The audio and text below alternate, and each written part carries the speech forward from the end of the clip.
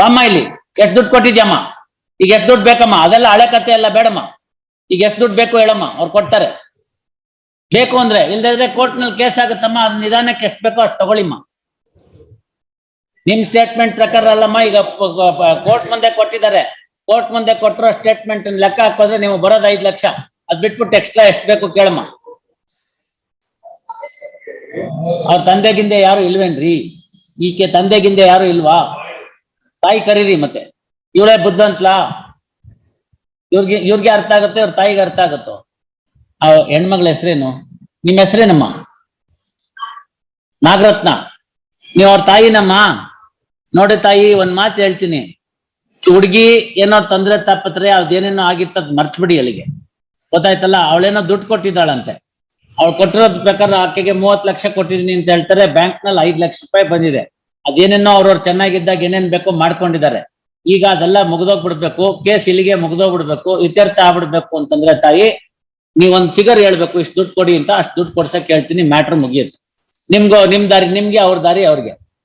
ಇನ್ಯಾವ ತಕರಾರು ಇರಲ್ಲಮ್ಮ. ನಿಮ್ ದಾರಿ ನೀವು ನೋಡ್ಕೊಳ್ಳಿ, ಅವ್ರ ದಾರಿ ಅವ್ರು ನೋಡ್ಕೋತಾರೆ.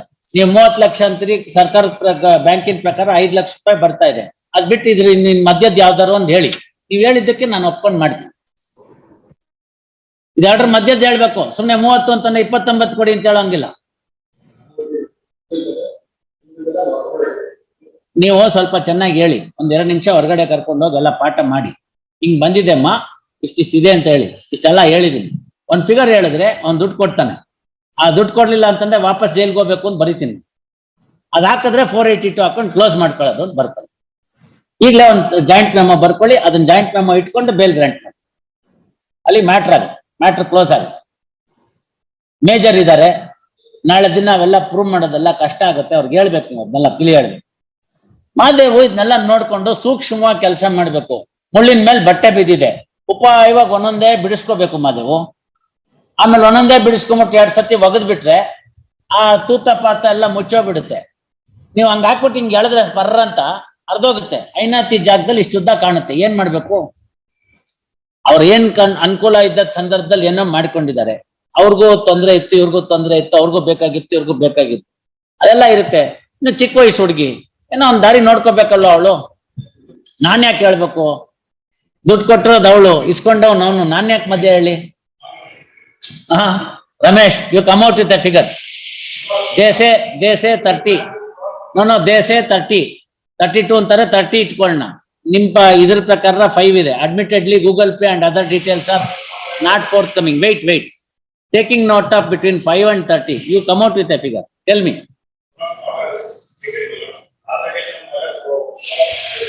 ಆಯ್ತು, ಬಿಟ್ಬಿಡಿ, ಅದೆಲ್ಲ ಬೇಡ. ಆಮೇಲೆ ಏನೋ ಪ್ರಶ್ನೆ ಬೇಡ, ಈಗ ಒಂದ್ ಫಿಗರ್ ಹೇಳ್ಬಿಡಿ. ಬೇಡಪ್ಪ, ಆತರ ಎಲ್ಲ ಏನು ಬೇಡ. ಫಿಗರ್ ಹೇಳ್ಬಿಡಿ ಒಂದು. 10 ತುಂಬಾ ಕಡಿಮೆ ಆಯ್ತು. 30ಕ್ಕೂ 5ಕ್ಕೂ 10 ತುಂಬಾ ಕಡಿಮೆ ಆಯ್ತು. ಅರ್ಧಕ್ಕರ್ಧನೂ ಆಗ್ಲಿಲ್ಲ. ರಮೇಶ, ನಿಮ್ಗೆಲ್ಲ ಅರ್ಥ ಆಗತ್ತೆ. Once and for all final ಆಗೋಗ್ಬಿಡ್ತಾ ಇದೆ. ಗೊತ್ತಾಯ್ತಲ್ಲ? ನಾಳೆ ದಿನ ಇವೆಲ್ಲ ಸುಮ್ನೆ ಬೆಂಕಿ ಜೊತೆ ಸರ್ಸ ಆಡ್ದಂಗೆ ಇದನ್ನ ಇಲ್ಲಿಗೆ ಬಿಟ್ಬಿಡ್ಬೇಡಿ. ಒಂದ 50% ಆಗ್ಲಿಲ್ಲ, 30 ಅಂದ್ರೆ 15 ಅಂದ್ರೆ 50% ದಾಟಿ ಏನಾರು ಹೇಳಿ. ಹೌದು, ಇನ್ನೊಬ್ಬರ ದುಡ್ಡಿನಲ್ಲಿ ಚೆನ್ನಾಗಿ ಎಂಜಾಯ್ ಮಾಡ್ಲಿಲ್ವಾ ಅವರು? ಇನ್ನೊಬ್ಬರ ದುಡ್ಡಿನಲ್ಲಿ ಎಂಜಾಯ್ ಮಾಡ್ಲಿಲ್ವಾ? ಅದೆಲ್ಲ ತಪ್ಪು. 20 ಲಕ್ಷ ರೂಪಾಯಿ ಮಾಡ್ಬಿಡಿ, ಒಪ್ಪಿಸ್ಬೋದು. ಅವ್ರಿಗೆ ಹೇಳಿ, ಅವ್ರ ಕಡೆ ಅವ್ರಿಗೆ ಯಾರಿದಾರ, ಅವ್ರ ತನ್ನ ಹುಡುಗನ್ ತಂದೆ ಇಲ್ಲೇನು? ಮಾರೋ ಅಣ್ಣಯ್ಯ, ಏನಪ್ಪ ಅವನ ಹೆಸರೇನು? ನಿನ್ನ ಹೆಸರೇನು ಅಣ್ಣಯ್ಯ? ಪಾಪ ಮುಂದ್ಬಾರಯ್ಯ, ಮುಂದ್ಬಾರಪ್ಪ, ಒಂದ್ ಸ್ವಲ್ಪ ಜಾಗ ಬಿಡವ. ನಿನ್ನ ಹೆಸರೇನಪ್ಪ?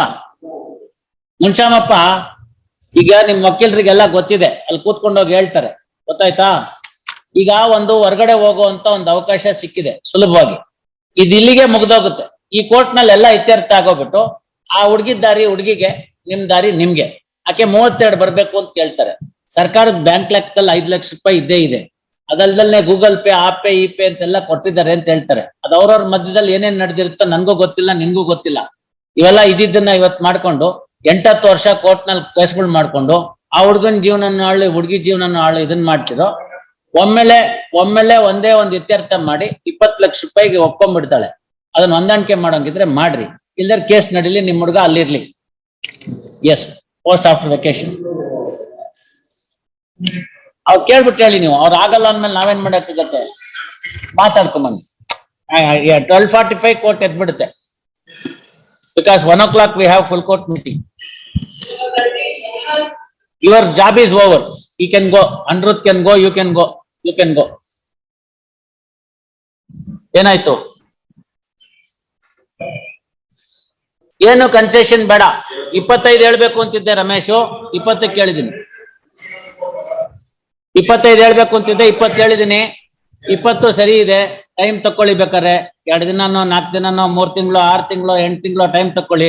482 quashing only after the last payment. ಇವತ್ತು ಬೇಲ್ ಆರ್ಡರ್ ಮಾಡಿ. ಹಂಗ್ ಮಾಡಕ್ ಬರೋದಿಲ್ಲ ಯಜಮಾನ್ರೆ. ನಿಮ್ಮನೆ ಒಂದ್ ಹೇಳ್ತೀನಿ ಯಜಮಾನ್ರೆ, ನಿಮ್ಮನೆ ಹೆಣ್ಮಗಳಾಗಿದ್ರೆ ನೀವ್ ಹಿಂಗೆ ಹೇಳ್ತಿದ್ರಾ? ಬಿಟ್ಬಿಡಿ. ನೋಡಿ ನ್ಯಾಯ ಆಗ್ತಾ ಇದೆ. ಒಂದ್ ಕೇಳ್ಕೊಳ್ಳಿ, ನೀವೆಲ್ಲ ನ್ಯಾಯಸ್ಥರು, ಹಳ್ಳಿಗಳ ಕಡೆ ಇರೋರು.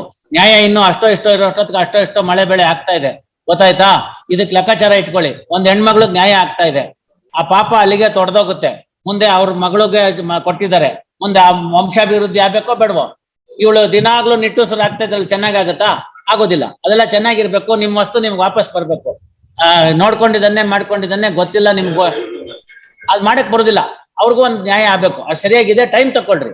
ನಿಮ್ ವಕೀಲರಿದ್ದಾರೆ, ಹ್ಞೂ ಅಂತಂದ್ರೆ ಮಾಡ್ಕೊಂಡ್ ಹಾಕಿ ನಾನು ಪೆಟಿಷನ್ ಅಲೋ ಮಾಡ್ತೀನಿ. ಟೈಮ್ ತಗೊಳ್ಳಿ.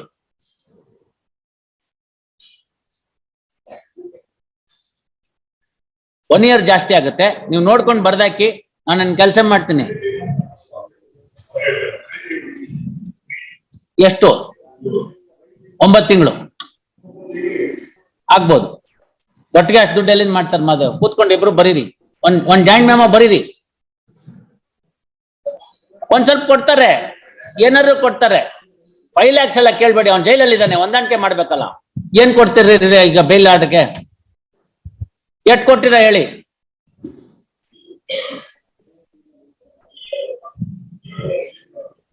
ನೋಡ, ಅವನ ದುಡ್ಡು ಕಟ್ಟಿದ್ರೆ ಜೈಲಿಂದ ಹೊರಗಡೆ ಬರ್ತಾನೆ. ಎಷ್ಟು ಅಂತ ಹೇಳಪ್ಪ? ಎಷ್ಟ್ ಬೇಕ್ ಕಟ್ತಿರೋ ಅಷ್ಟ್ ಬೇಕ್ ಬರ್ತಾನೆ. ಜಾಯಿಂಟ್ ಮೆಮೊ ಬರ್ದ್ ಕೊಟ್ಬಿಡಿ, ನಾನು ಅದ್ ಪ್ಲೇಸ್ ಮೇಲೆ ಬರ್ಕೋತೀನಿ. ಬೇಡಪ್ಪ ಯಜಮಾನ್ರೆ, ಅದ್ ಸರಿ ಹೋಗಲ್ಲ. ಇಷ್ಟೆಲ್ಲ ಒಪ್ಪದ್ಮೇಲೆ ಇಲ್ಲಿಗೆ ಬಂದು ಕೊನೆಯಲ್ಲಿ ಬೇಡ ಬೇಡ ಬೇಡ ಬೇಡ, ಆ ಹುಡುಗಿನ ನಾನ್ ನೋಡ್ಬೇಕು, ಜವಾಬ್ದಾರಿ. ಗೊತ್ತಾಯ್ತಲ್ಲ? ಈಗ ಇಷ್ಟೆಲ್ಲ ಆದ್ಮೇಲೆ ಆ ಹುಡುಗಿಗೆ ಹೆಂಗ್ ಲಗ್ನ ಆದಿತ್ತು?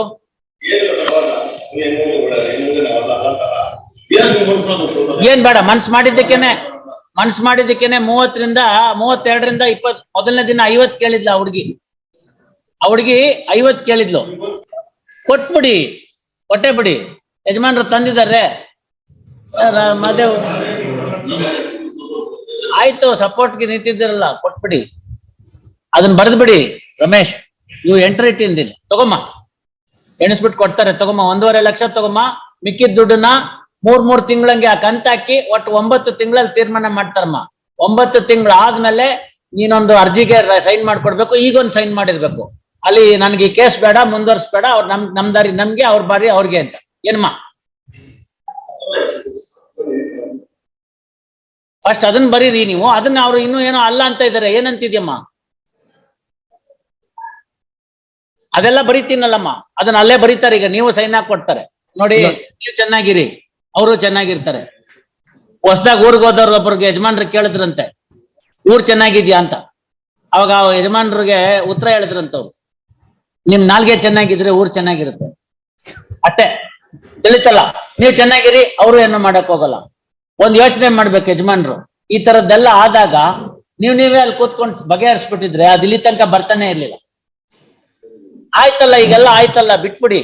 ಈಗೆಲ್ಲ ಕೂತ್ಕೊಂಡಿದ್ದೀರಿ, ಬಗೆಹರಿಸ್ಬಿಟ್ಟಿದ್ದೀರಿ. ಮುಂದೆ ಆಗ್ಬೇಕು. ಅವನ ಮಗಳು ಚೆನ್ನಾಗಿರ್ಬೇಕು, ಅವನ ಅಳಿಯ ಹೊರಗೆ ಬರ್ಬೇಕು, ಅವ್ರು ಚೆನ್ನಾಗಿ ಬದುಕ್ಬೇಕು, ಆಕೆನೂ ಚೆನ್ನಾಗಿ ಬದುಕು, ಎಲ್ಲರೂ ಚೆನ್ನಾಗಿರಿ. ಯಾರು ಬೇಡ ಅಂತಾರೆ? ಗೊತ್ತಾಯ್ತಲ್ಲ? ನೋಡಮ್ಮ, ನೀನು ನಾಳೆಯಿಂದ ಯಾವುದೇ ರೀತಿಯಾಗಿ ಫೇಸ್ಬುಕ್ ಅಲ್ಲಿ, ವಾಟ್ಸಪ್ ಅಲ್ಲಿ, ಇನ್ನೊಂದ್ರಲ್ಲಿ, ಅಲ್ಲಿ ಇಲ್ಲಿ ಇನ್ಸ್ಟಾಗ್ರಾಮ್ ಅಲ್ಲಿ ಎಲ್ಲೂ ಏನು ಮಾಡಬಾರ್ದು. ಅವರು ನಿಂಗೇನು ಮಾಡಲ್ಲ. ಆಯ್ತು, ಕೊಡ್ಲಿ, ಬರ್ಕಮ್ಮ. ಸೆಕ್ಷನ್ 439 CRPC ಒಂದ್ ಜಾಯಿಂಟ್ ಮೆಮೊ ಕೊಟ್ಬಿಡಿ. ನಾನು ಪ್ಲೇಸ್ ಅಲ್ಲಿ ಇಟ್ಕೋತೀನಿ. Heard Sri B. Ramesh, a learned HCGP, and R. K. Mahadeva for the de facto complainant. First, de facto complainant present. the father-in-law of the petitioner present.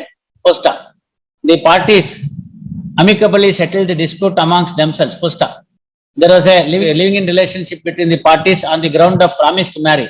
However, the promise could not be fulfilled and petitioner married some other lady and therefore, complaint came to be filed. First, petitioner is arrested and is in judicial custody. Yavathindanappa? On and from 15/12/2021. First, charge sheet is also filed. First, when the matter stood thus, parties have settled the dispute amicably and they have presented a joint memo.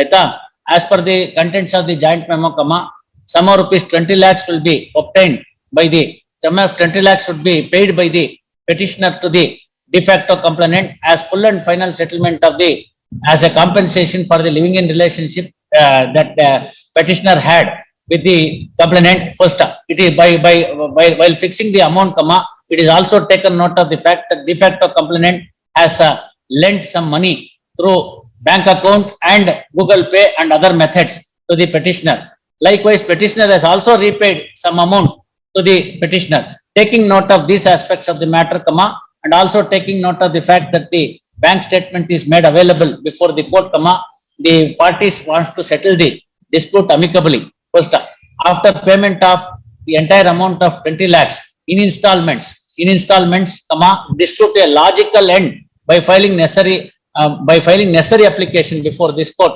necessary petition before this court to bring the dispute to logical end. First, sum of rupees in persons of the said settlement come out today. Sum of rupees 1,50,000 is paid in cash to the de facto complainant by the de facto complainant, and the same is acknowledged. 1.5 lakhs of rupees as the first installment. The balance amount would be paid in 3 installments of 3 months. 3 months gap. First, 3 installments in 3 months gap. First, aita 3 months gap. First, next para. Once the entire amount is paid, the list would be brought to a logical end. First, the said submission in the form of joint memo is placed on record. First, taking note of these aspects of the matter, continuation of the accused petitioner in judicial custody is no longer warranted. Accordingly, bail petition following order is passed. Bail petition allowed. Aita, petitioner be enlarged on bail on executing a bond in a sum of rupees 1 lakh with 2 sureties for the like sum. First, petitioner shall attend the court regularly. Aita, petitioner shall not tamper the prosecution witnesses. Petitioner shall not harass the de facto complainant in any manner. So also, complainant shall not post any objectionable material on social media. First, each of the parties shall work towards the settlement proposed in the joint memo. First, next para. Aita, next ಅದನ್ನ ಮೇಲ್ಗಡೆನೆ ಬರ್ಕೊಂಡ್ಬಿಡು. ಆ ಪ್ಯಾರನ ಮೇಲ್ಗಡೆ ಎರಡು post ಮಾಡಬಾರ್ದು ಅನ್ನೋ para ಇದೆಯಲ್ಲ, ಅದನ್ನ ಮೇಲ್ಗಡೆ ಬರ್ಕೊಂಡ್ಬಿಡು. Next para ಕೆಳಗಡೆ petitioner shall attend the court regularly. ಆಯ್ತಾ? Petitioner shall not tamper the prosecution witness. ಆಯ್ತಾ?